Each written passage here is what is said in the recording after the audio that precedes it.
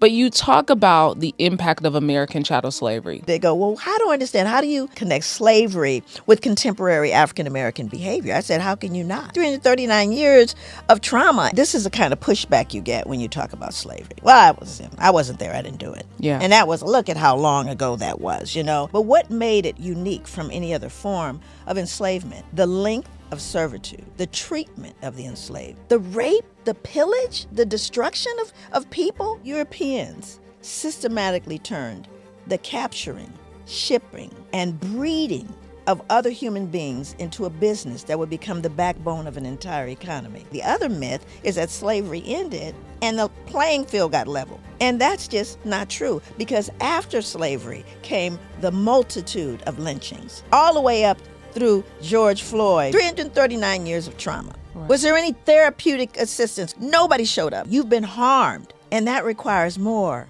than medicine and talk therapy. That requires justice. Healing cannot happen without justice.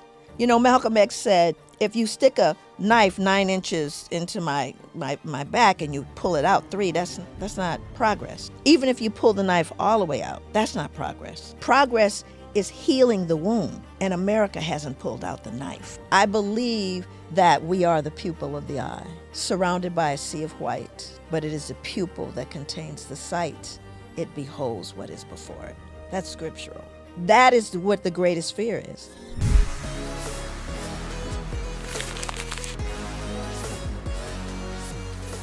Welcome to Vaught Empowers Talks, where we don't just scratch the surface. We dive deep into the lives of some of the world's most influential change makers.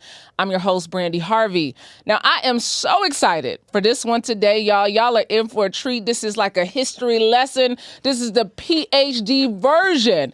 Dr. Joy DeGruy is a nationally and internationally renowned researcher and educator. For over 2 decades, she served as an assistant professor at Portland State University School of Social Work and now serves as president and chief executive officer of Joy DeGruy Publications Incorporated. Dr. DeGruy is the author of Post-Traumatic Slave Syndrome, America's Legacy of Enduring Injury and Healing. Dr. DeGruy's research, it focuses on the intersection of racism, trauma, violence, and American chattel slavery. Dr. DeGruy holds a Bachelor of Science degree in communication, a master's degree in social work, a master's degree in clinical psychology, and a PhD in social work research. She has over 30 years of practical experience as a professional in the field of social work. Dr. Joy DeGruy believes the opposite of ignorance is not knowledge. The opposite of ignorance is truth. Vaught Empowers Talks welcome mental health clinician, social scientist, educator, speaker, author, and consultant, Dr. Joy DeGruy to the show.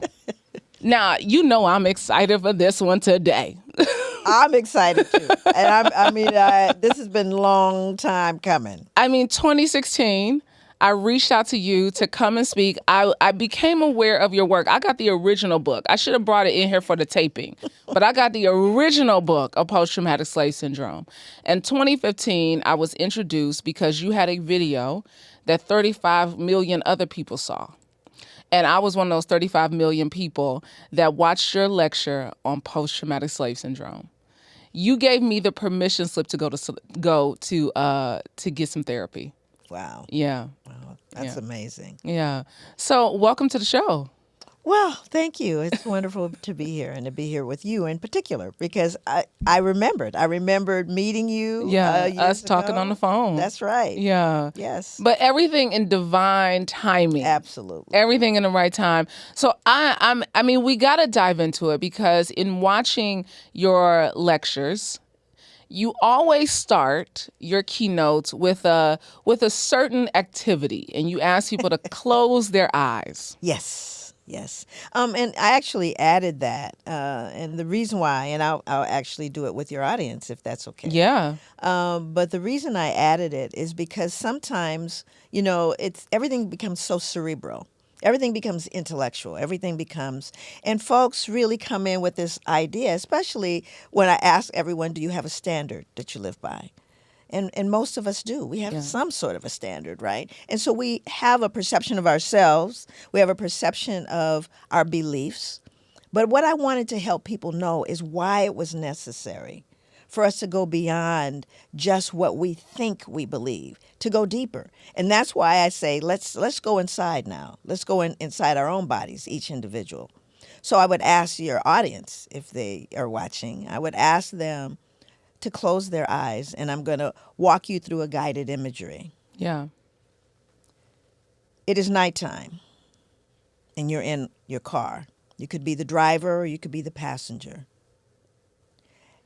You look ahead, and as you approach, you're noticing that there are blinking lights. And as you get closer, you see that these blinking lights are police cars.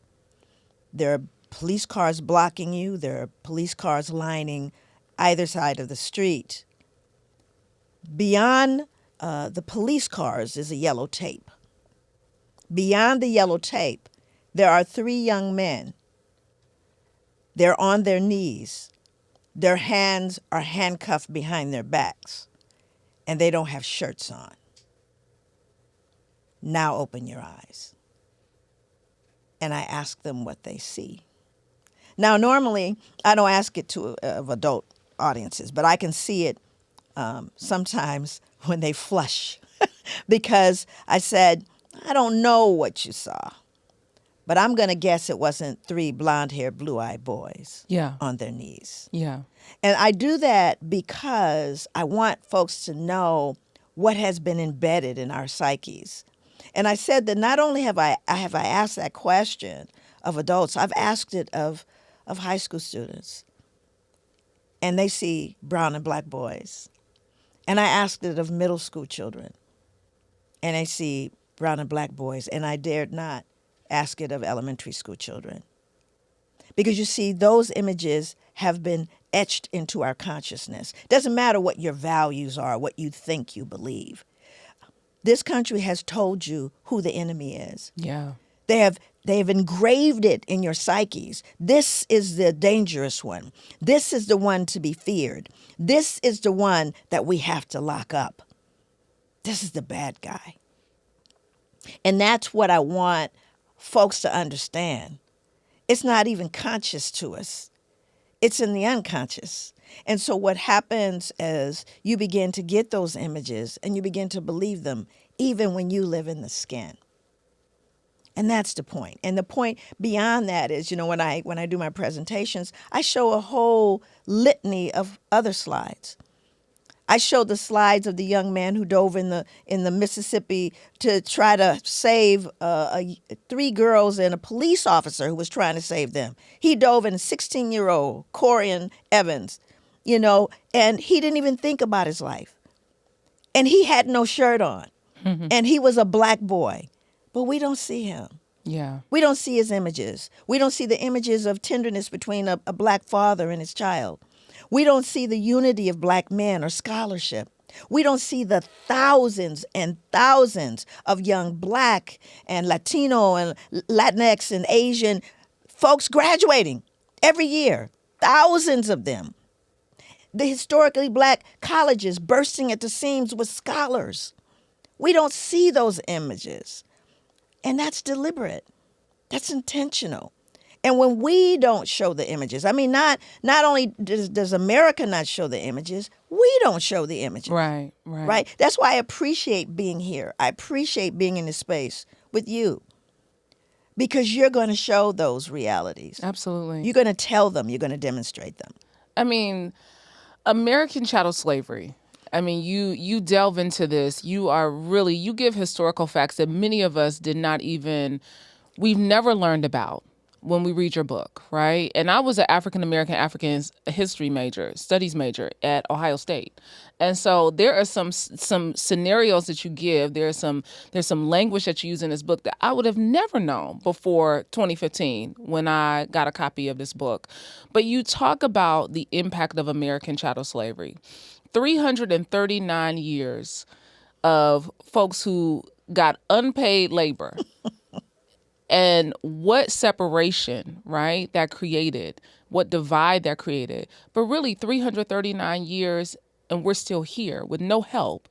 We are a miracle. Yes, we are. Yeah. We are a miracle. Because I think what people don't understand is that how American chattel slavery differed from other forms of slavery that preceded it. So if you think about, and this is the kind of pushback you get when you talk about slavery. Well, I wasn't there. I didn't do it. Yeah. And that was, look at how long ago that was, and they cannot seem to connect the dots on that. But what made it unique from any other form of enslavement was the manner in which a person became enslaved, the length of servitude, the treatment of the enslaved, and how they were perceived as human beings. Before the European slave trade began, most people who became enslaved became so as a result of war. Two societies went to war, winners enslaved the losers, so on and so forth. But Europeans systematically turned the capturing, shipping, and breeding of other human beings into a business that would become the backbone of an entire economy. Yeah. You see, that's different. And it was situated around a belief in our intrinsic dehumanization, our lack of humanness. We were not perceived as full humans. And therefore, because we were not full humans, we didn't have to be treated like humans. And while that, you may say, well, that was alone, that was so ignorant. I believe it was over 222 medical students. This was a study that was done in 2016 that still believed that Black people didn't feel pain on the level of white people. Right. Okay, so we're looking at those beliefs that have matriculated into contemporary society. The other myth is that slavery ended and the playing field got leveled, right? Everything was okay. And that's just not true, because after slavery came the multitude of lynchings, all the way up through George Floyd, Breonna. It goes all the way. When did the actual injury and assault stop? Malcolm X said, if you stick a knife 9 inches into my back and you pull it out 3, that's not progress. Even if you pull the knife all the way out, that's not progress. Progress is healing the wound, and America hasn't pulled out the knife. That's where we are. And you talk about America not pulling out the knife because America doesn't really want to own up to the truth of how inhumane slavery and American chattel slavery really was. Well, again, that is a door that no one wants to open because it creates cognitive dissonance. And cognitive dissonance occurs when you are simultaneously holding contradictory ideas, beliefs, habits. I often tell people I was in Portland. And in Portland, Oregon, God help me, when I was in Portland, you could, if you cough, somebody's going to offer you a herb, tell you how much echinacea you should have. And they say it's a place where nice clothes go to die, because people wear, socks with Birkenstocks. Yeah. I wish it weren't true. But yeah, it is. And these are the same people, if you ask, well, I'm vegan. Okay, good. Yeah, it's wonderful. I jog at least, 3 to 5 miles a day. Okay. I also smoke crack on the weekend. Now, you see, this would then be a contradiction. And what they do to deal with the dissonance associated with that is you do all those other things. Yeah. And see, America's dissonance is we have a country that has prided itself on democracy, on send us your poor, your tired, your huddled masses yearning to breathe free, one nation under God. And all of those great, wonderful pronouncements would be great if at the same time you weren't enslaving African people and committing genocide against indigenous people. Right. How do you reconcile that conflict? And again, here's the thing that's so deep. They say, well, it's so upsetting and troubling. We can't teach African American history. We can't. Well, it's history. Right. Okay, first of all, but we can't teach it. It's going to upset the little children. They're going to feel guilty. They're going to, be cowering in the corners. Well, my niece, recently, this is very recently, that, the last year or so, her job was to go around the state of Oregon, and share history. And she shared the history of Thomas Jefferson, oh boy, and, Phyllis Wheatley. And then she would give them these questions afterwards. And one of the things that Thomas Jefferson said was that Black people weren't smart and could not be creative. They could not produce art. Right. Right. These are the things that he said, And in my presentations, of course, I show things that really, really contradict that whole idea. But she asks her students, these are sixth grade, predominantly white students, she asks them, why do you think Thomas Jefferson might have said that black people weren't smart and couldn't be creative? And one of the kids said, well, when you objectify people, it's easy to look at them as lesser than you. Another one said, because if people thought that black people were smart and black people were creative, then they wouldn't want to make them slaves. Right. And then that would lose him a lot of money, right? Another one said, well, he's racist. The other one said, over and over again, I said, do these sound like children cowering in a corner, Right. afraid? No, they're clear. And they're not going to adopt those perspectives of their parents. That's why they don't want it taught. What's the problem? They can't, Rosa Parks, Martin Luther King, all of it. And so when you think of that, if we're eliminating Rosa Parks, Come on. you think I'm going to let you talk about American chattel slavery? The rape, the pillage, the destruction of people, the experimentation, all of those things? Yeah. No, but this is the truth. And I believe that truthfulness is the foundation of all human virtue. Without truthfulness, you cannot attain the other virtues. You have to first tell the truth. Yeah. And that's fundamental as an educator, as a clinician. When people come to me for therapy, when I was, doing one-on-one therapy, inevitably they'd come with a presenting problem. Well, it's my 14-year-old. She's acting out. And I'll start there, but there's always a secret. And the secrets make us sick. I want you to get into this because even when you talk about in the book, which your book is on the banned book list. Yeah. Your book, you can't put this in the schools. Oh, no. And I was telling my sister, I was like, I think we need to make our book club a banned book club. Yeah. Because we have to be able to make sure that our children, that our friends, that our cousins, that our sisters know this information. Because it's hiding right in plain sight. Yes. Because you talk about the secrets keeping us sick, and how many of us, when we look back from a cultural lens, right, at our own lives and our own families, and we see how sickness and disease plagues Black people at alarming rates. And you really give voice to that because you talk about, we can look at Harriet Washington's medical apartheid. You talk about the experimentations. I want you to talk about how we have allowed the secrets to keep making us sick. So one of the things that I did is I began to, my family is from Louisiana. My father only went to the sixth grade. The Asiatic Black man. Asiatic Black man. He was serious. My dad, But my father used to make this statement. He'd say, if a white man has a cold, then the black man has pneumonia. Mm. Right? And so part of the injury, the assault on Black people is them beginning to believe some of the myths. The other thing is to understand, because inevitably someone always asks me, they go, well, how do I understand? How do you connect slavery with contemporary African-American behavior? I said, how can you not? How can you not? How can you not? 339 years of trauma and survival and adaptation. You learn how to survive in hostile environments. And surviving isn't always pretty.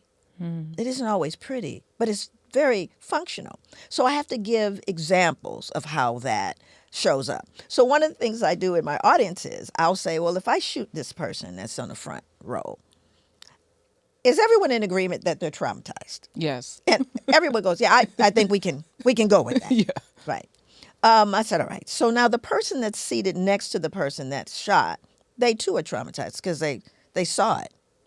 Someone in the hall hears the shot, later finds out who it is, they're traumatized.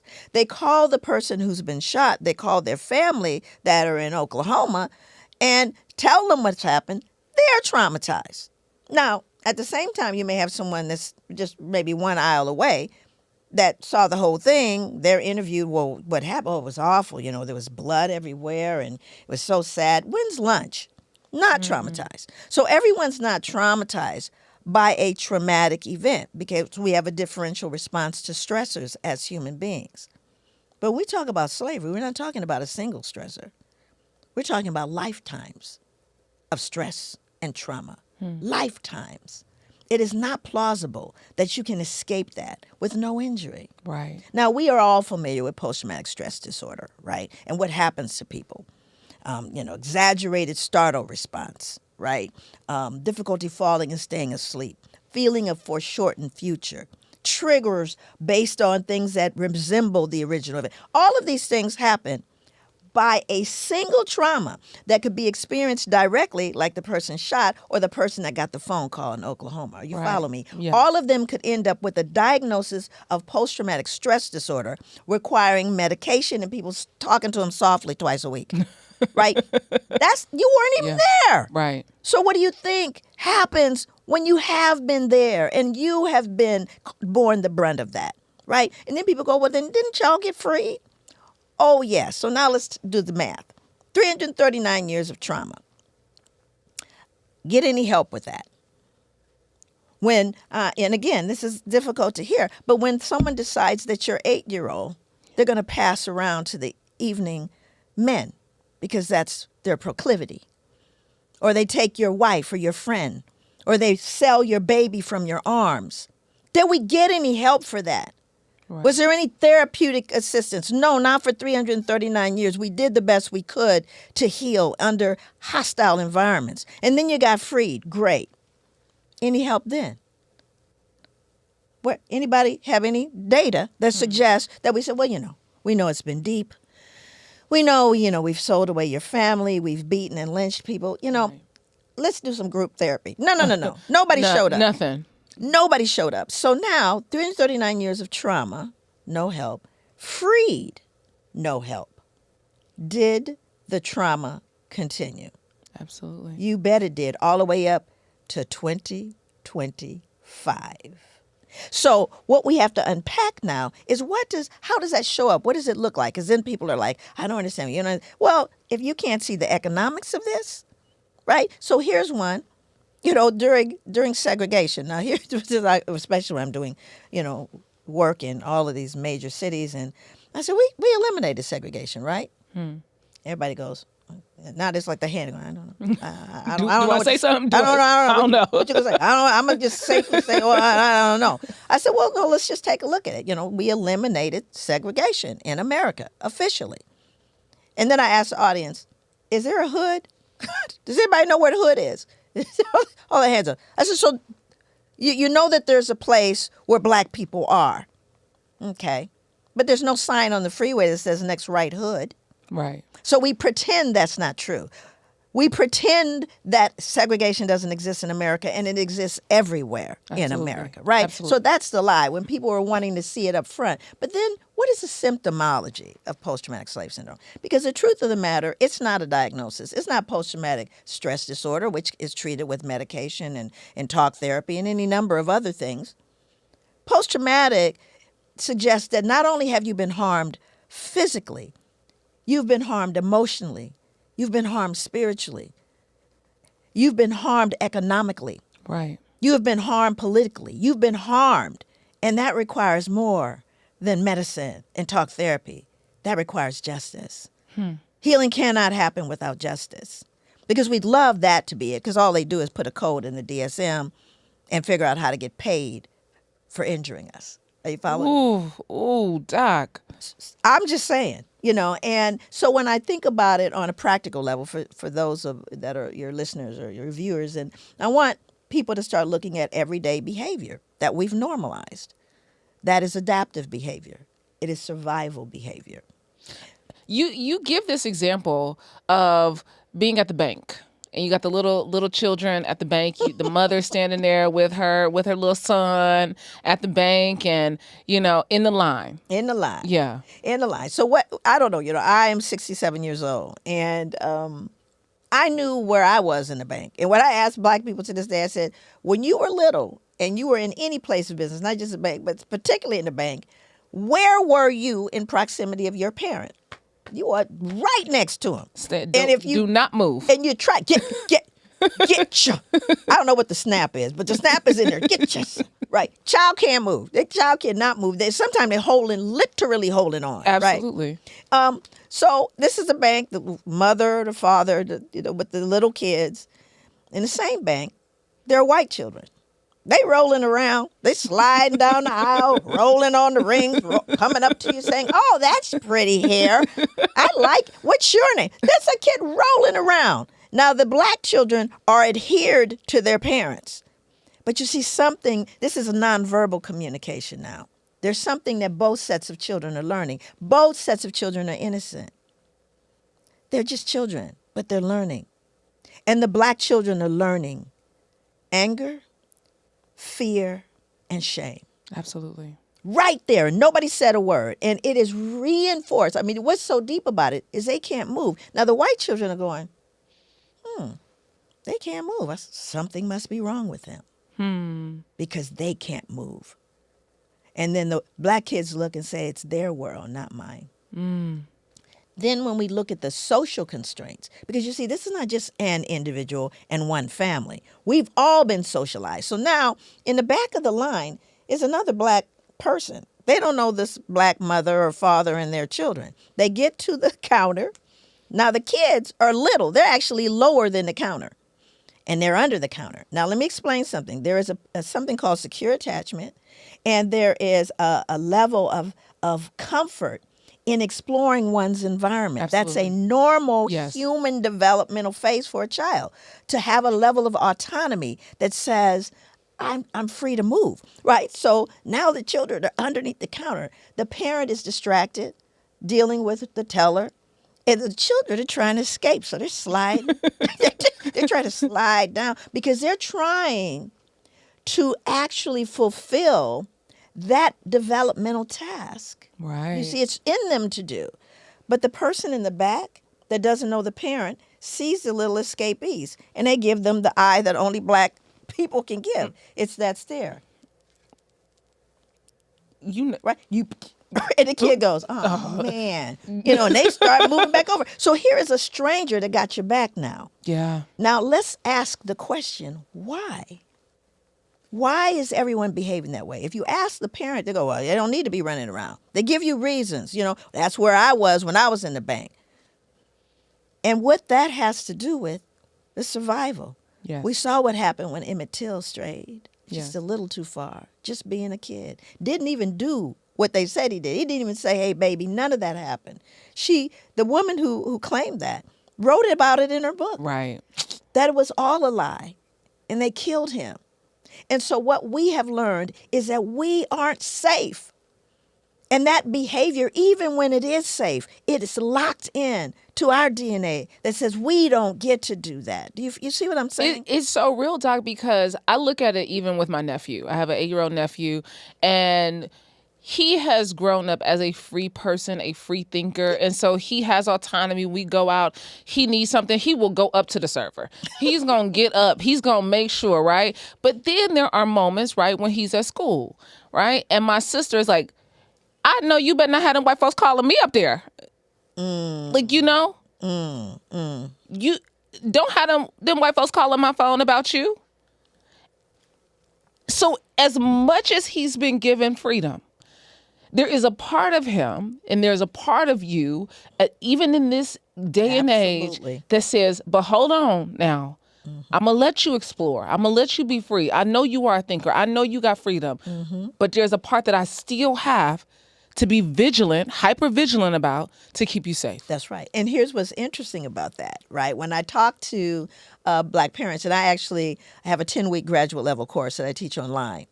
And I actually have done that particular course in the community with just parents. And my only rule is if I show up, you better show up because I'm doing it free, right? And what I've learned is, you see, we have trauma associated with schools as adults. Black parents don't feel comfortable going into schools. My daughter did research on it, right? We're triggered. We're triggered walking in there because we remember what happened to us. So when I'm in audiences and I say to parents, I said, you have a child. Let's just middle school, whatever age. It doesn't really matter what age the child is. And you see the child has got a C on their report card. And you say to that child, why did you have this C? And they'll tell you, that's because my teacher, and I don't say the answer, it's because my teacher and the audience all at once says, doesn't like me. Doesn't like me. My teacher doesn't like me. We are relationship-based people.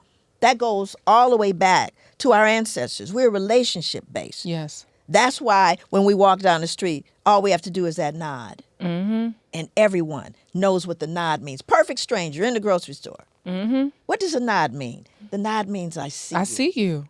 I see you. It means I see you. Yeah. Right? So that is embedded in us. Our children grow up calling, I was calling people auntie and uncle. I didn't know till I was fully grown they had no biological connection to me. You better put a handle on it. That's auntie. That's it. If my grandkids were here, they'd call you auntie. Yes. Or right? Miss on or miss. Or miss. That's right. Because my sister be like, she don't eat lunch with you at the school. That ain't your friend. That ain't your home girl. That ain't your little friend. That ain't your little friend. That's Miss on. That's Mr. That's Mr. That's right. You're gonna, because it's respectful, It's right? respect, So our yeah. children grow up in that, and they go to school, and they're ignored, and it hurts them, and they don't even have the words to articulate. They're only 4 or 5 years old, and all they know is I'm reading you, because that's the other thing that people don't understand about black children. Black children can read you before the developmental charts say they can. They may not be able to articulate it, but they can tell when you're not being sincere. Right. And then they get punished for it. Ooh. They punish them for that. And so I work in the community. I work with parents. I give them the language. I help them deal with how they're triggered, because when they were in school, they felt like they weren't smart enough. Teacher didn't call on them, or they were always looked at negatively. Another study, Yale Child Study, looked at a huge number of teachers. I think it was 126 teachers they looked at, preschool. And what they wanted to know, they told the teachers that we want you to look at this room full of children, and we want you to point out any potential problem you might see there, any potential problem. Where the deception is there was no problem behavior going on. They wanted to look at the trajectory of their gaze. They wanted to know, where did they look when they expected bad behavior? Oof. And of course, it came out the same way we understand of all these kids that are getting expelled or kicked out. They look specifically at the black boy. Absolutely. They look specifically at the black boy. Even when there were two children off task, white and black, not only both off task, doing the same off task behavior, they only saw the black boy. Absolutely. And of these over 100 teachers, they weren't all white teachers. Do you see what I'm saying? When you close your eyes, the image, the same thing comes up. So here you have these children that aren't doing anything wrong. But being children. And being children. They're being children. And then they get punished for it. Yeah. And so it's really important for us to understand that these behaviors are transferred. Not only, it's like I asked people in the audience, I said, how many of you know how to cook? And I tell them, if you're in Louisiana, everybody raise their hand, because everybody in Louisiana. I know Will is probably like, Will is over here. Come on. Everybody, they don't claim it, right? And then I ask them, who'd you learn to cook from? Mama, big mama, daddy sometime. You learned that from someone. Okay. Who you think they learned it from? Probably their mama. I said, so that's called social learning theory. We learn from the significant people in our environment. Learned behavior. If the people you're learning from have been harmed, if the people you're learning from have experienced trauma, never addressed, then you unwittingly take that on.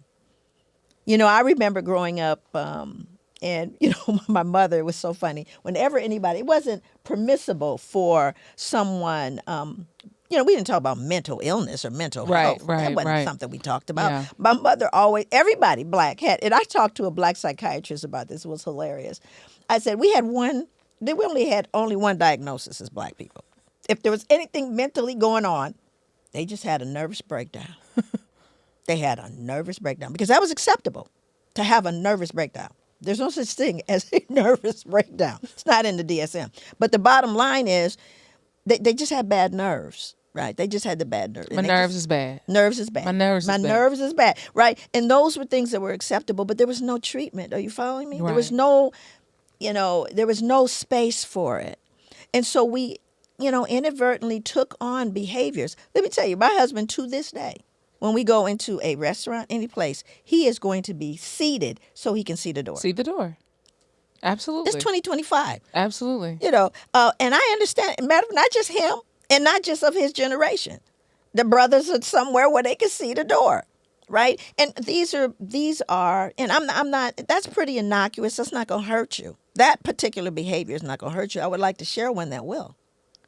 That does hurt and hurts to this day. And it's adaptive. And matter of fact, I traced this back to slavery. How did I do it? I read slave narratives. Mm-hmm. I found it there. And then I interviewed elders. And on one occasion, Adelaide Sanford, who is still alive, I think she's 99. She might even be 100 now. But she called in. I was on a radio show in New York. And I was talking about the adaptive behaviors. And I tell them the story that she heard, that she experienced with her grandmother that had been enslaved. She was sitting at her feet when she was told this story. So I give the example in 2025. You have a black mother, you have a white mother.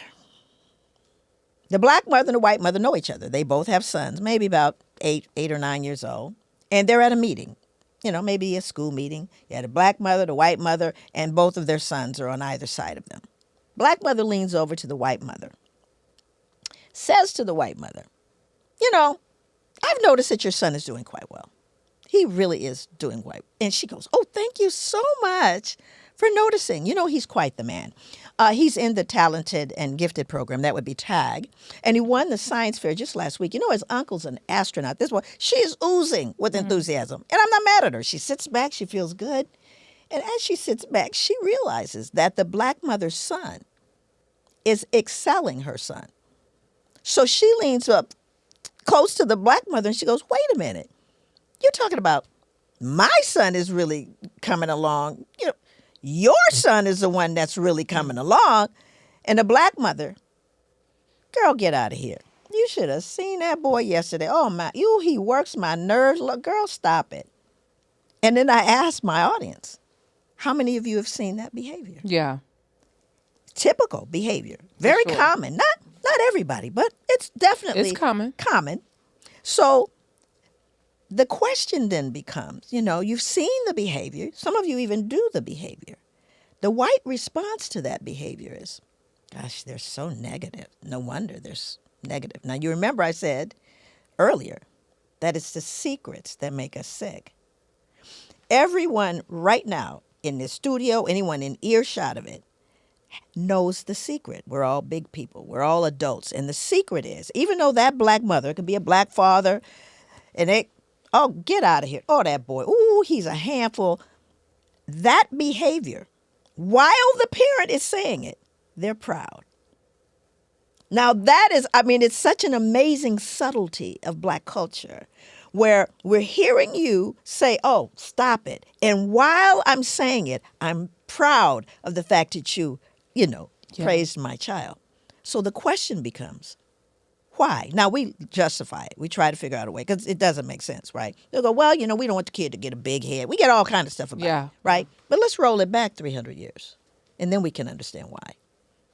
You have a black mother or a black father. They're working on a plantation. They're enslaved. So also are their children. Black mother, black father, they're working hard in the fields. And a white slave owner comes through, male or female. They come through. And they see that black mother or that black father. And they say, that's your boy there? Is that your boy? That boy's sure coming along. That boy is sure coming along. What is that parent going to say? Oh, no. No, not him. He can't. Mm-mm. Oh, he's stupid. He can't work. He's shiftless. Because I don't want you to sell him. Yeah. If it's my daughter, I don't want you to breed her. I denigrate them to protect them. And we see it, Doc. We see it in our families. We see it with our grandparents. We see it with our great-grandparents. But you see, that was once appropriate. Yeah. That is called appropriate adaptation when living in a hostile environment. We never unlearned it. And we never unlearned it because we were told, get over it. And we never even were able to talk about what it is we're trying to get over. To get over. Yeah. Right? So I didn't ask anybody's permission to look at me. I didn't. And so when I think about it, how do you stop that behavior? Very simple. Say thank you. Yeah. That's all that you can confound the whole problem, because why is it an issue? Why is Dr. Joy talking about it? Let's roll back to those two mothers sitting next together and their sons on either side. Timmy and Trey. And Trey looks at his mother and he says, why can't you be proud of me? Like she's proud of her son. Because you see, Trey doesn't know the secret yet. And by the time he learns the secret, he's already been injured by it. Post-traumatic slave. Come on, Doc. Come on. And do you know how many of those there are? Unexamined behavior that are adaptive. I'm not mad at my people. I get it. But we don't have to do that anymore. Yeah. You know, when my grandkids were little and they were in the bank, the only rule I had was I just need to see you. And that's it. You That's know? me. That's how I am with my nephew. They would go roll it around. They go, Ema, and they would wave at me. I go, it's all good because they're children and they get to. And there'd be black people that give me the side eye. Doc, I literally took my nephew and his friend Daryl out, BJ and Daryl, and I love them. They are just like, but they're tall. They're both very tall. Yeah. They're very athletic, all of those things too. So, of course, they got all this energy. They're in the class together. They've been together since kindergarten. Daryl's mom was their kindergarten teacher. They go to a very progressive school, right? So, wonderful learning environment. And as a former educator, I know, right? Like, you need some freedom. So when they're with me, I'm like, go ahead. We went out to lunch. I took them to a little spot. They had a little outdoor space. I said, I'm reading my book. Recess is 15 minutes, 20 minutes. I said, going out there. I don't care what y'all do. As long as I can see you in that window, That's it. I'm good. And one of my friends was like, girl, you had them out there like little white kids. I said, no, I had them out there like kids. Man. I had them out there like kids. Because I'm trying to read my book and y'all got some energy that y'all need to get out. Baby, go ahead and get it out. Yeah. But it's that level, and I see how often we don't teach our children that because we are still held to this belief Right. that we don't get to explore the world. We don't get to have experiences like white children. Yeah. We'll get in trouble. It'll be dangerous for us. Yeah. You know? And like I said, I do understand it. So this is not about, pathologizing folks, because it's intelligent, adaptive behavior when you're living with folks that'll take you out for just being in the wrong proximity of them.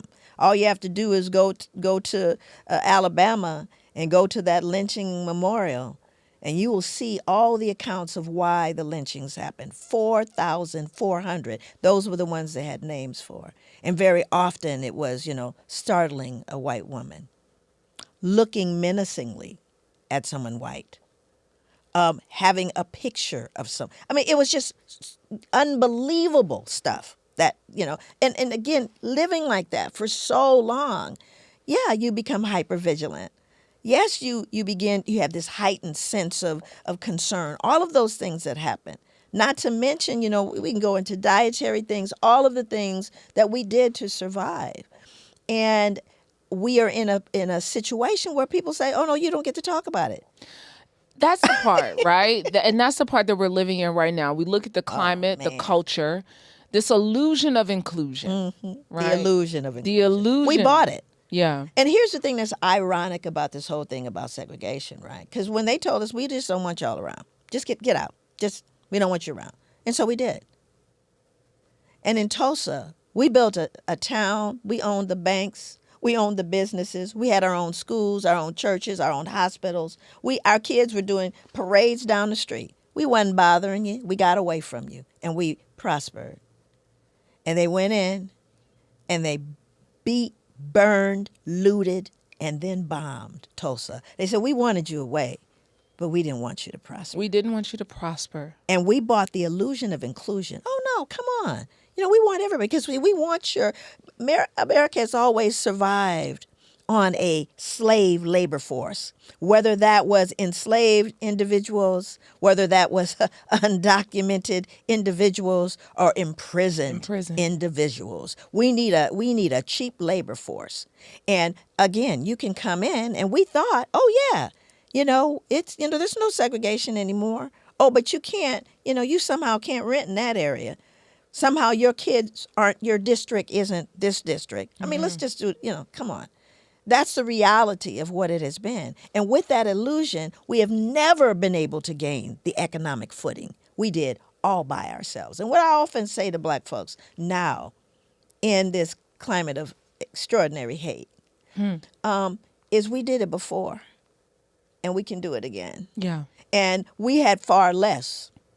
Okay, we had far less to work with, and we had much greater tragedies confronting us. And I believe in that. I believe that we are the pupil of the eye, surrounded by a sea of white, but it is the pupil that contains the sight. It beholds what is before it. That's scriptural.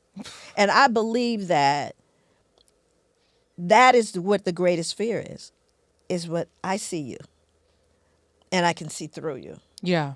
And we have to remind our children that they were born with the right to be treated with respect and integrity. They didn't have to earn it. Every human being was born with the right. And we need to infuse into them their intrinsic nobility, their intrinsic greatness. That's what we have to infuse in our children, regardless of what anyone else does. I'm not waiting for someone else to educate listen, my children. I think that's what's so important, right? And you tell this story about the Statue of Liberty. And as a former history teacher, I just love these historical facts, right? Yeah. That we cannot negate. We cannot skip past. So you tell this story of the Statue of Liberty being commissioned in 1865 by the French artist, and the original drawing of the Statue of Liberty. And, that story, I had no idea that it resonated the way it did with folks, because I was experiencing it, right? So it's actually, the whole story is in the book, the revised book. I actually put it in there. So it was around 2007, 2008. A friend of mine called me and said me, Joy, and this friend, Floyd Myers, brother of Heavy D, he called me, says, Joy, he lives in Mount Vernon. And our families are really close. He said, I got a new job. I said, what's the new job? He said, I work for the Department of the Interior. I said, really? He said, I'm over all the national parks for the state of New York, right? So Forestry Department, all of these. He said, I'd like you to come to the Statue of Liberty. I said, no. And he said, no, why not? I said, I'm not going, Floyd. It's going to make me mad. I'm not going. He says, well, why is it going to make you mad? I said, because, I've been to France. I'd actually seen the original drawings of Bartholdi, who was the architect who did the sculpture. And I knew that the Statue of Liberty, and everybody knows in her right hand she's holding a torch. And I always ask my audience, what is she holding in her left hand? Right? And when I was at the Statue of Liberty, because I eventually agreed, because Floyd was insistent, and he said, I can give you a pass, we can go up in her eye and everything. I said, okay. So when I go there, I'm going there with the knowledge that the Statue of Liberty was holding originally in her left hand broken chains. Again, commissioned 1865, pretty important date, end of slavery, end of the Civil War. All of those things were why. She is a statue of what? Liberty. Which makes sense. So she has broken chains in her left hand. Now she's holding a rectangular object with a Roman numeral on it. That's what she's holding. So I'm telling Floyd, I said, I know for a fact this is a historical document. I know it is. So first thing that happens when you go to Statue of Liberty, and I actually went to the first time with a friend of mine, and her name is Faith Holmes. And Faith is white, very white, blonde hair, blue eyes. She almost got us thrown out of the place. She had a meltdown, right? I'm going, look, you can't be melting down here. Okay, we're not having it, news at 11. So we're there, and I'm really, really very, very, the ranger who was, you get taken together and you get put in these groups. You're assigned a ranger. And he was very enthusiastic. He really was. He's a really enthusiastic man. He says, so now, I am going to be your ranger today. And they tell you more about the Statue of Liberty than you ever want to know. They tell you why it's green, because it was copper and it oxidized. They tell you how they got it over there. They tell you how they changed the torch a couple of times. They tell you that they even show you how thin it is, right? Just how thin the whole thing is, right? And he says, and if you have any questions, so of course, Excuse me. my head shot up, right? And I said, I was wondering if you're going to talk about the chains, right? So now you got to understand, every 20 minutes, thousands of people are getting off that ferry, coming to Ellis Island, coming to Statue of Liberty. So I say something about chains, and now you got people translating it into different languages. They go, she said something about chains, right?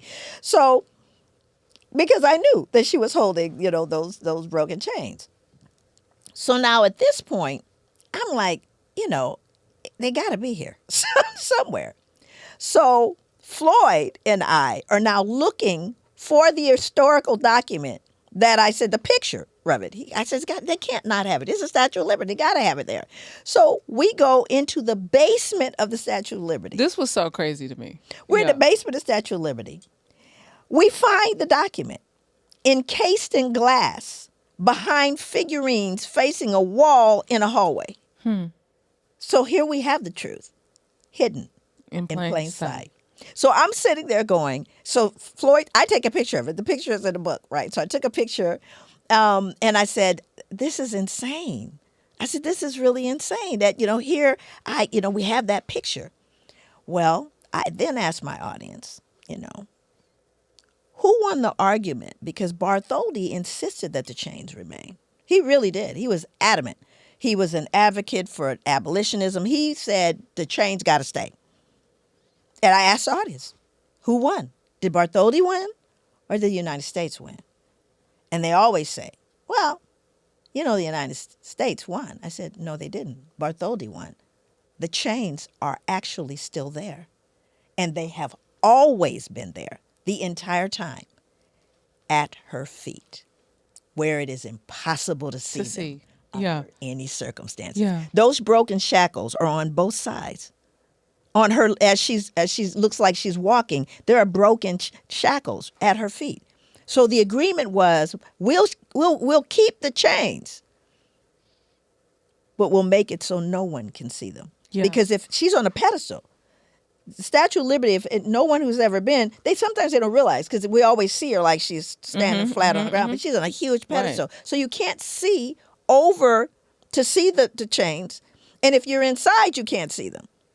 So they're there and they're hidden. So now I'm feeling some kind of way, right? But I'm thinking, Floyd just got the job. You know what I'm saying? The man. I can't let him lose his good black job. The man, I can't get the man. So I took Floyd, and Floyd, being Floyd, he said, go on and bring it, Joy. Go on and bring it. So I spoke to his supervisor. I said, I would like to pay to have a picture of the chains at her feet so that they're on display. And they're explained. And he said, no.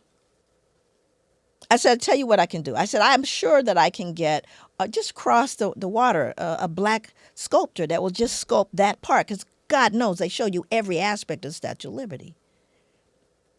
And he says, yeah, no. I said, okay, I'm going to tell on you. And so I travel all over the world. Yeah. For a living, I travel all over the world. And I told this story. And I showed the pictures all over the world. So I get this call from the Department of the Interior. They said, we'd like to talk to you, Dr. DeGruy. And I'm going, I'm not scared. I'm from South Central. But I did tell my family where I was going. So they call me, and I come over, and his boss, I think it was his boss's boss, who said to me, Dr. DeGruy, we want to, apologize, and we want to acknowledge that we've been negligent, and we want to correct this. We want to immediately correct this. And the first thing we want to do is, we want to hire you to train all our rangers. I said, okay. And we're going to correct this negligence we've shown. So I didn't believe him. So I went back undercover, right? Because I wanted to know a couple of things. I wanted to know if they were going to first talk about the chains unasked, because I had asked about the chains. And I was assigned with my little group. This is 2013, 2014. I'll go back. And I want to know if they've actually changed that. And my third visit, I go back, And I have a great ranger. The ranger not only tells the story of the chains, turns to me and says, "This is American history I'm sharing. It is your history, and it is my history. And I am proud to tell the story." It's a white ranger, right? So I'm thinking, great. This is wonderful. And the next thing I know, well, on the second visit, I had seen the picture displayed, and all that was great. But then in 2019, May 23rd, the Washington Post, they now have a museum that wasn't there, and they have a huge museum now at the Statue of Liberty, and it says the Statue of Liberty was designed to celebrate freed slaves, not immigrants. Its new museum now recounts. And it goes on to explain that the immigration came later. Right. Years later it came. It was literally commissioned to celebrate the end of slavery. But when black people walk through, you hear white people say, "Oh, well, my great-great and my great-great." But black men, women, and children feel no connection to Lady Liberty. Come on. But how much prouder would they be if they knew that their ancestors that didn't come through Ellis Island, that came chained together in the belly of ships, that she was standing on those shackles? How much prouder would those young people be? How much honor would they display in understanding who paid for them? Yeah. You erase the chains, you erase me. So why don't we show the chains? And that was the whole point, because you see, once you show the chains, you've got to explain them. You got to explain And do them. you understand, Yeah. every black man, woman, and child can literally say, "Oh, no, that's mine. That's mine. That's mine." And all of this time, America lied to its people and to the world. The most recognized symbol probably on the planet. And we've never told the truth. Doc, first of all, I get so emotional in having these conversations, because how can you not, right? Because when we think about our journey as black people in this country, when we think about the legacy, the trauma that we've all endured, and to be cast aside, to be told to shut up, to be told that that's not important enough for us to talk about, critical race theory, that's out of here, we don't need to talk about that. Slavery was an internship. Okay, these people came for a work program, an unpaid internship, and we are not delving into the truth of this, right? But if we do, then it changes how our children show up in the world. Absolutely. It changes how we stand up and walk into rooms. It changes how we walk onto jobs, into our educational spaces, that we have a moment of pride. We get to stand up and, wait a minute, let me poke my chest out a little more, because my history did not begin in no cotton field. It certainly did not. And that's the other thing that has been dismissed. I mean, you've got the dynasties, right? Yeah. All of these dynasties where folks were trading in gold and in goods. I mean, it's not hard. This is not obscure when you start looking at all the African dynasties. But somehow they didn't make it. You cited my degrees. I have 4 degrees, 3 advanced degrees. None of them taught me what I used to write my book. None of them. It wasn't in there. How could it not be there? In the same way, we cannot show what Africa has brought to the world. We cannot honor those things. It would destroy the myth of superiority and inferiority. It would destroy that myth. So I can't let you do that. And when we don't understand that, I think when we don't allow that truth to come out, right? Like, and all the fears, "Oh, no, we can't. It's just too depressing." That always got me. Because, see, I am an evidence-based person. I believe, yeah, okay, can you show me the evidence how, this is going to cause harm and frighten children? Because if that's the case, don't read the Bible. The Bible got stories that'll curl your teeth. Really? Is that what we're saying? So it's one of those where we buy it. We just go, okay, it's not true. And again, it's always the secrets that make us sick. But we have to, and I think all people, and particularly people of color, we cannot wait. I mean, Martin Luther King said we can't wait. Why we can't wait? We can't afford to. Not now. And I'll tell you this, this is recently. This was just a few months ago. I was in Tennessee, Memphis. And I told my audience, I was there for 3 days. I told the people who hired me to come in and work with administrators, schools, I said, I want to talk to students.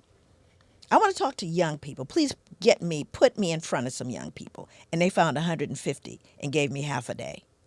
And I met with them in smaller groups. And, I didn't lay on them all of post-traumatic. It's pretty intense. I don't even allow certain age groups to be in my lectures because my interest is certainly not to traumatize them or re-traumatize them. And so I talked a little bit about myself. And then I decided to do something different. I decided to ask them about something I knew they could all answer. And these were 11th and 12th graders. And I said, how many of you have ever been in a relay race? Almost all of them raised their hands. I said, what's the most important job of the first leg of the race? Hey, you got to break out as fast as you can. I said, why is that? Because you want to make certain you can get that baton and pass it to the next person. I said, tell me what the worst thing you can do in a relay. And they all said, drop the baton. I said, my generation dropped the baton. We bought the illusion of inclusion, and I'm here to put it back in your hands. And that's what we have to do, because not only are they unaware of the issues that are facing them, the reality that they're inheriting, they don't even know there's a race. And that is where we have to step in and insist. We have to step in and insist upon the truth and not wait for someone else to do it, right? So afterwards, they were so lit. They were coming up to me after each session, because I had to do different sessions to get them all in, and they were going, oh man, I didn't know that. I shared the Statue of Liberty, a couple of tidbits from the book, and they were like, man, yeah, they were lit. So a week later, the director of the program called me. Matter of fact, I still have the text. It just, I can't tell you. She said, I don't know if you know the guy Rittenauer, the guy whose mother, he gave him the assault rifle and he went in, it was black, and he killed people, right? And he was exonerated. He was completely exonerated, killed people. Matter of fact, when the SWAT team drove up, he had the assault rifle around and he threw his hands up. He immediately threw his hands up in the air, and they asked him, where's the shooter? And he pointed, and they drove right by him. SWAT team, right? And then later, he was exonerated. Killed people. Was underage, had a rifle, all of that, left. Well, he spoke in the same place that I was a week later, and they shut him completely down. When people know better, they do better. Right. They weren't violent. They just stood up in the audience like everyone else invited. And he and his whole entourage left because they said, oh, not here. We're not having it. So, Doc, I want you, because so many of us, we're in spaces that we may be one, is one of us, we the token. We're in corporate spaces, we're in neighborhoods because we wanted to move our children and have a better way of life. Yeah. And so we experience a lot of microaggressions. And so how do the microaggressions show up? And how does that lead into the dissonance? Well, anything like in our own life, your life, my life, there are times, there are things like, I have family and friends that lost their homes in the fires, right? And I'm working with a group called the Global Circle, and I, sent in names of Black psychiatrists, Black, mental health people, because nobody's talking about the Black and Latino population that lost everything, and they had inherited their houses, right? So I was dealing with that, other issues going on, people sick in the family. These are things that happen in our lives, right? But cumulatively, what happens when cumulatively you go to work?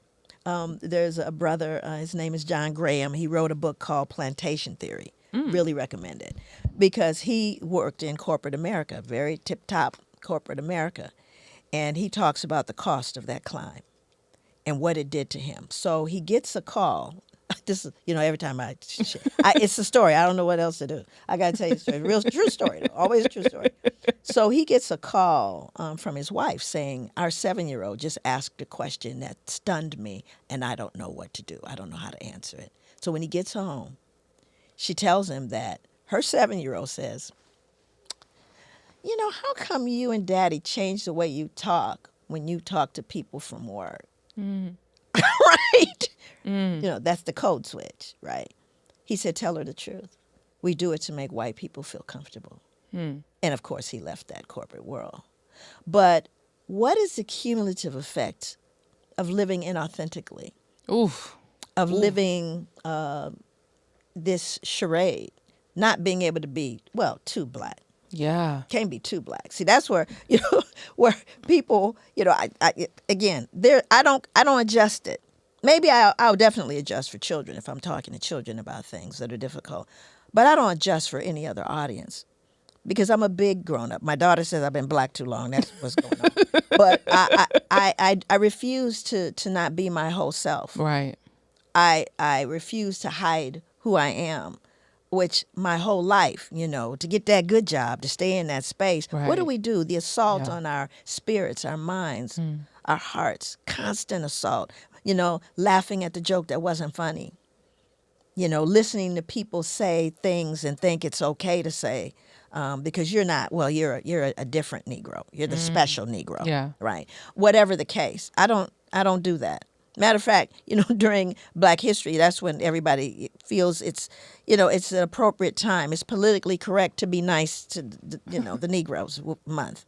And, I just, and I want to tell a story. Maybe you've not heard this story. I don't tell it often, but it's the story of one of these Black History times. And the only thing I'll do when people invite me to do stuff, generally speaking, I will, close friends, stuff that's where people are conscious and sane, or children. So many years ago, I got a call, and it was from the coast of Oregon. It was these people on the coast. It was really very white. Very, very white. And they said, we'd like you to talk to youth about Martin Luther King being a drum major for justice, right? So very reluctantly, I said, well, it's kids. It's okay. I can take my kids. It's a beach there. I'm trying to justify why.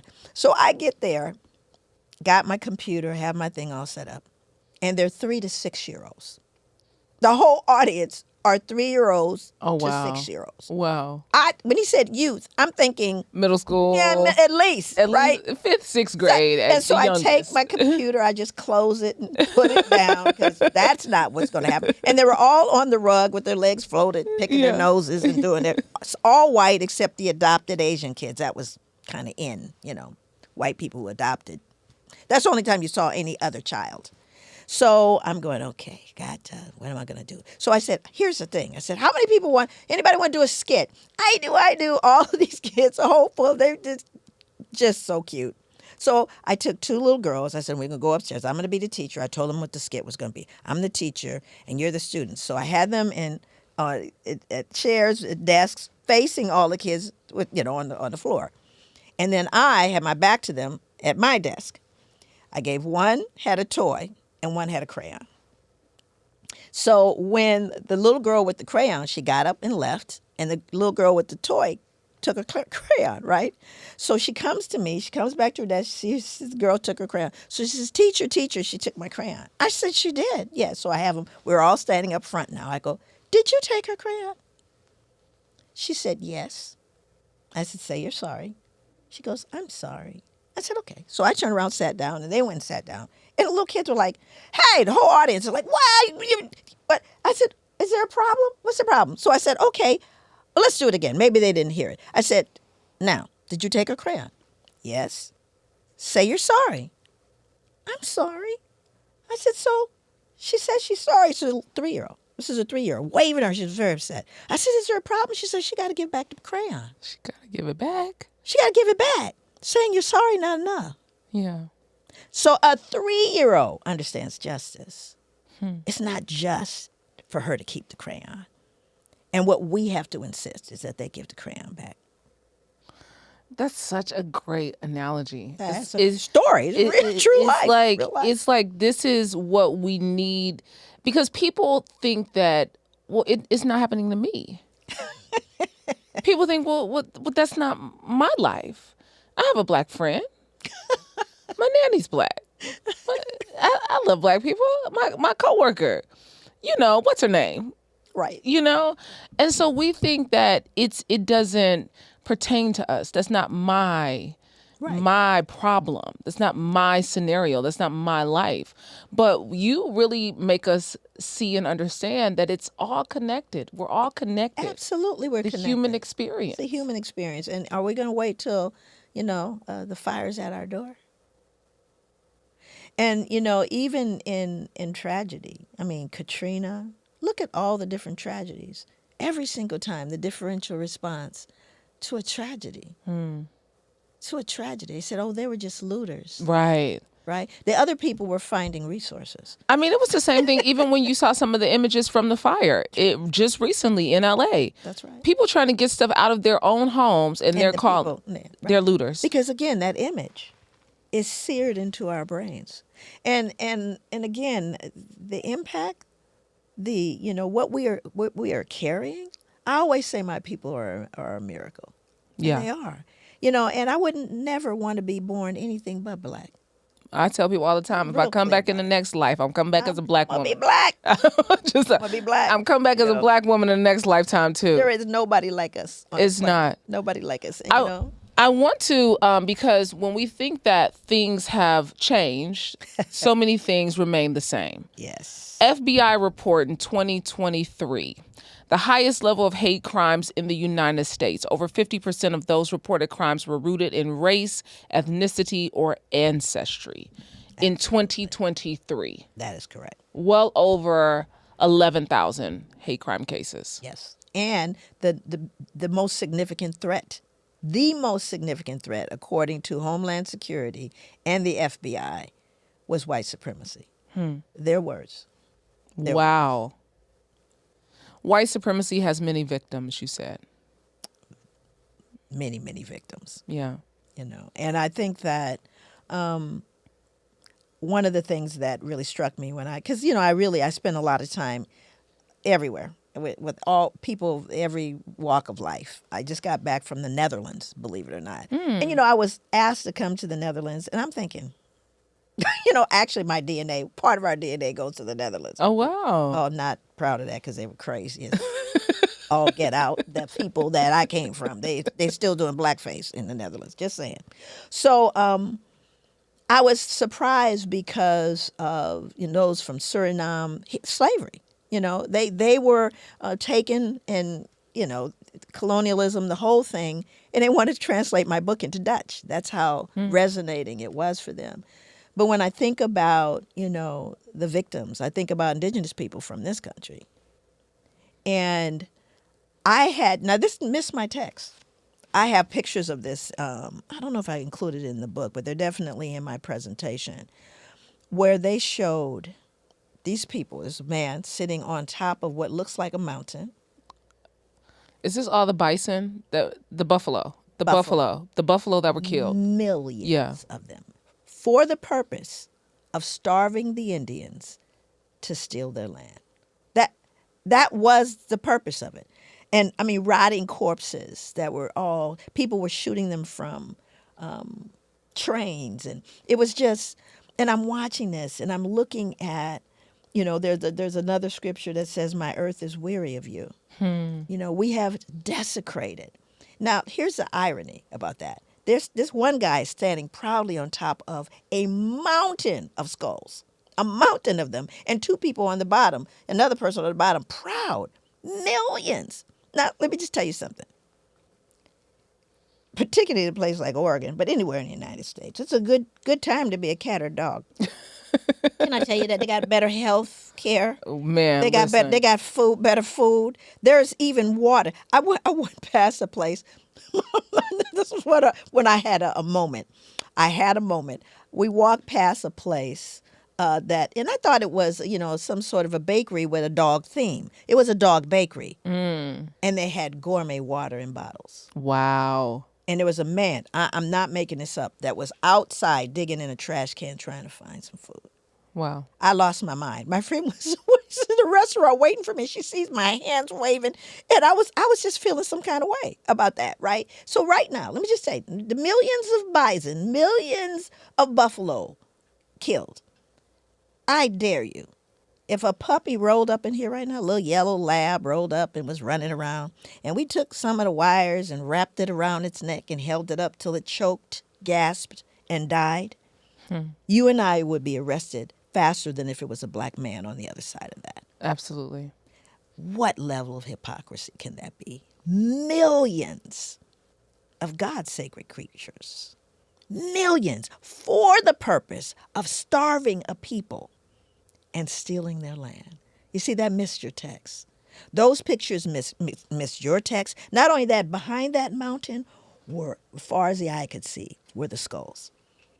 I never saw that picture.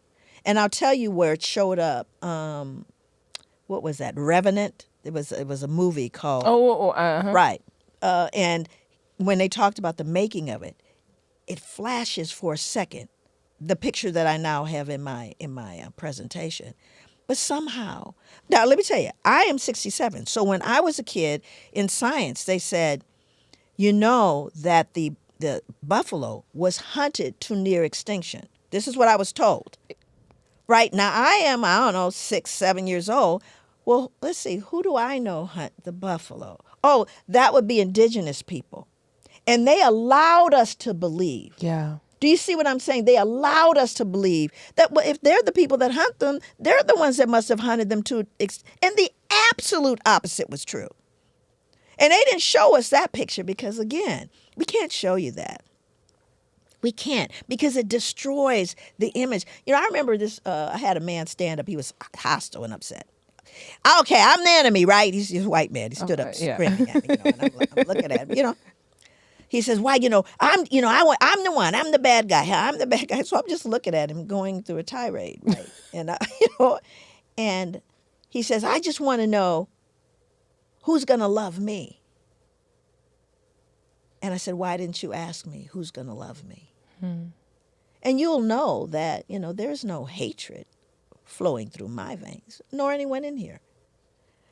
But, the truth will set you free. Yeah. And that is something that, I think we forget our humanity. I've never lost my humanity. When I was at Ellis Island, the first part of that story. And the first part of it was the Statue of Liberty. The second part of it was Ellis Island. And that is where, it didn't go well. So what happened was me and Faith are now at Ellis Island, and we're going through. We missed the tour because there's a tour guide that takes you through Ellis Island. And the first thing you see are these rolling pictures of America in a beautiful forest. And then somewhere they start showing you the numbers of indigenous tribes. And then there's a little statement that says their numbers were greatly reduced. Were they reduced, or did you slaughter them? Yeah. Do you see what I'm saying? Just the use of language. And so I'm looking at this, and now we're coming to a part. We got headphones. We don't have, and it's a really good thing that there wasn't a tour guide. But we have the headphones, and you go into a section, it goes beep, and then it tells you. So now we're moving to a section where the European immigrants that came over, they were medically checked. Right. So they're going through this little thing, and I'm looking, and I'm going, please. I can't, because I'm looking and I'm seeing the vaginal speculum from J. Marion Sims. J. Marion Sims invented the first vaginal speculum, and he created that after doing painful experiments on black women, right? Cutting them and with no anesthesia. No anesthesia. Nothing, right? So I'm looking at, and I know that's where we're going. Modern gynecology is based off of these practices. These practices. Yes. So I go, I'm looking, and I'm trying. I said, they're not going to have that. And they show you his pewter spoon. He made it out of a pewter spoon. Unfortunately, probably some people don't know what a speculum is. I'm going to have you look it up so you can know, all the men. So we get to it, and encased in glass are his instruments that he used on black girls and women, right, who suffered from obstetric fistulas, right? That's a whole other story. I don't even go down that road. It's very hard to. It is, because even you touch on it in the book. It's so horrific, and the sister in Alabama does a whole lot better. She's got a huge, wonderful kind of museum there. Anyway, so so we're getting close to it, and what they're saying to me in the headphones, they're saying, imagine Imagine coming across a rocky sea. This is the immigrants. To a land you know nothing about. Imagine being crowded together and then being forced to be examined with these crude instruments and all of this. This is what they're saying. They're saying imagine. Wow. And they're asking me, Dr. Joy, they're asking me to have empathy for white women. To imagine what it must feel like to be poked and prodded and to wonder whether you'll be allowed to stay or you'll be sent back. They're asking me to imagine that. And because I have not lost my humanity, of course, I can empathize with these women. But who empathizes with the sister who is chained in her own excrement in the belly of a ship that is repeatedly raped and beaten? Who says, imagine what it must have been like for her, my sister, the one whose shoulders I stand on? Where is it anywhere that someone says, remember her? Come on. And that is the hard part for me because I have my humanity. I refuse to let someone take that from me. But I also refuse to erase her. Come on. I will not. And I will not allow my children or my grandchildren, I will not allow them not to understand who paid for them. Yeah. I won't do it. And I don't care what anybody says or does. And let me tell you something. They don't want our children, they don't want any American children to know these stories, to know these truths. They don't want them to know. But they must not understand children because the moment you tell them they can't. Come on, what are we going to do? Let me go find out about it. Yeah. You know, there are a lot of victims. Infants, the most innocent. Reading your book and then going to read Harriet Washington, Medical Apartheid, and you just learn things that you would have never even known how we were experimented on. Tuskegee syphilis, that's as far as we go. Yeah. And that was child's play compared to what was done. And I'll tell you something. You mentioned that. It gives me a segue right now because J. Marion Sims, the same man who experimented on all of these women, also accused enslaved Africans, accused them for the fact that the children have what we now know as neonatal tetanus. He called it Trimus nascentium, just made up something, but it's neonatal tetanus. Tetanus derives from manure. Oh, wow. The likely cause of it because of the proximity enslaved Africans were to animal stables. But he said it was because of their indecency of their parents. And so he decided he was going to try to correct it with a shoemaker's awl. And it is a pointed object that they poke holes in leather with. Every child that was born with what neonatal tetanus, with people like him caused because of where they had to sleep, attempted to reshape their heads and had a 100% fatality rate, killed every single child. Yeah. And they had a statue of him until 2018 when Harriet Washington, myself, and others said, you're going to move that from Central Park. Central Park. Had J. Marion Sims. It's now at his grave, by the way. That's where the statue is. But it stood there until 2018. He was a monster. And they were praising him. Because he was the medical, Modern Medical Association. So he was the president. He was the president. Right. And so here's what we are struggling with, right? One, the lies, just literally outright lies. And then the absence of the truth.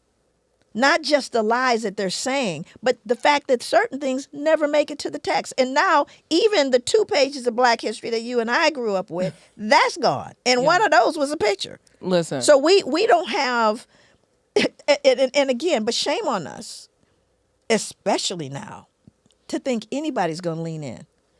If we don't lean in, no one will. Yeah. If we don't lean in, no one will. As we begin to close this, I could talk to you all day. I know they're going to be in the comments like, Dr. Joy got to come back. Dr. Joy got to come back. I ask every guest that comes on to the show one word that they are committed to in this season of their life? One word. Man. Truth. Yeah. Truth. Why? That's my commitment. Why? Because without truth, you have nothing. You don't have anything in your marriage if you don't have truth. You don't have anything in your work, in your faith. You have nothing if you don't have truth. It is the foundation of everything else, and sometimes it's hard. It's hard. But we are renewed. We are lifted by truth. It's like my grandmother used to say, and I talk about this a little bit because my grandmother Ophelia, she used to say, you know what you got to do with a boil?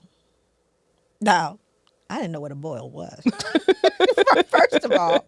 But she would always, and it would always be a point in the conversation where she'd say, you know what you got to do with a boil? I don't know if they had a lot of boils back then. I don't know what that was about. And of course, she is speaking in metaphor because a boil is something that has to be treated or it will fester. So you sometimes have to lance it. Mm-hmm. And that is painful. But you got to get that poison out in order to heal. And that is what truth is. Truth is lancing the boil. It's lancing the boil. Dr. Joy DeGruy, you are so necessary. You are so needed. I am so grateful that you came and spent some time with me. This has been so divine. It has been years in the making, but I am so glad I got to share space with you. Vault Empowers Talks, another good one. I need you to go ahead and share this with somebody who needs a little more truth in their life. We're shedding light in this season 3. I'm so excited for what is to come.